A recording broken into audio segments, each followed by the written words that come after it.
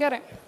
Aš esu Ieva Straupaitė, baigiau dailės meno mokyklą ir norėčiau pristatyti savo kūrybos darbus. Šiaip aš turiu diskelį, bet kaip ten yra visi darbai, ar ne? Jeigu atsirinktų, kuriuos dėti nuotraukas, tai būtų puiku, nes ten yra tiesiog visi darbai, kuriuos aš šiandien turiu atsinešus.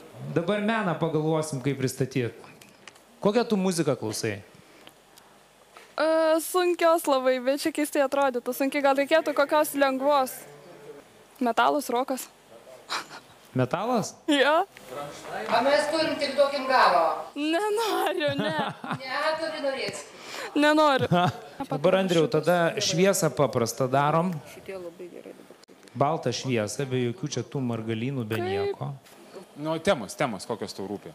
Dažniausiai žmonės, pagrindė žmonės. Visur žmonės, jų jausmai, emocijos, viskas, ką jie jaučia, galvoja, stengiuosi taip įdėti, pavaizduoti savo darbuose. Viskas, kas susijęs su žmonėmis. Ir kokie yra stereotipai apie žmogų, apie kurį tu kalbėjai? Na, stereotipai, kad žmogus šių laikų yra toksai sukaustytas, dažniausiai priklausomas nuo taisyklių.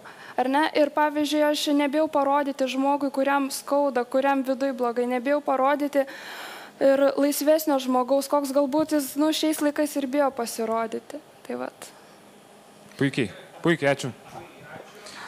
Kodėl taip juokitės? Sveiki, aš esu Ieva Straupaitė ir norėčiau jums visiems pristatyti savo kūrybos darbus. Menas man buvo artimas nuo pat vaikystės. Visuomet tapydavau, paišydavau, nepraeido ne diena, bet vaikiškų teplionių.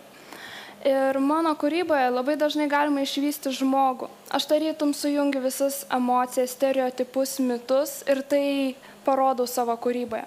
Mano pirmieji 3 darbai, kuriuos jums norėčiau parodyti, pakankamai sudėtingos temos. Jie visi yra apie bedugnę. Aš šiuose darbuose stengiausi parodyti žmogaus krytį žemyn.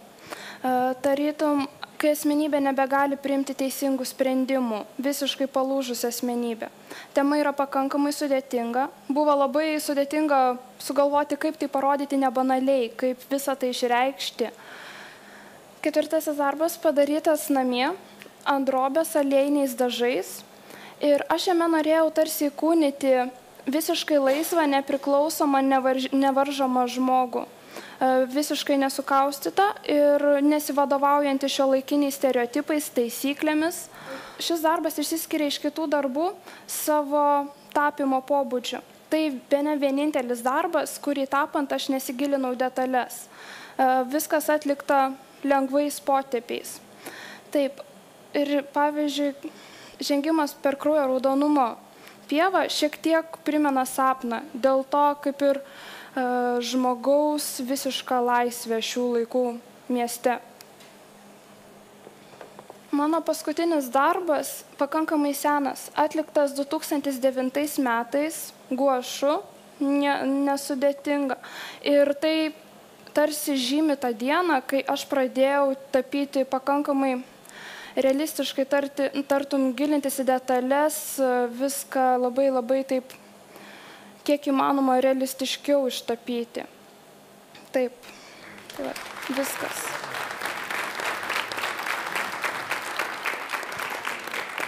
Sveika, kolegė Ieva.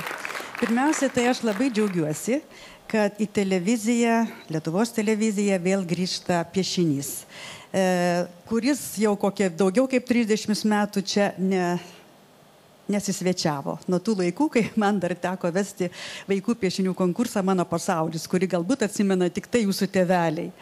Na tai jau tas yra smagu.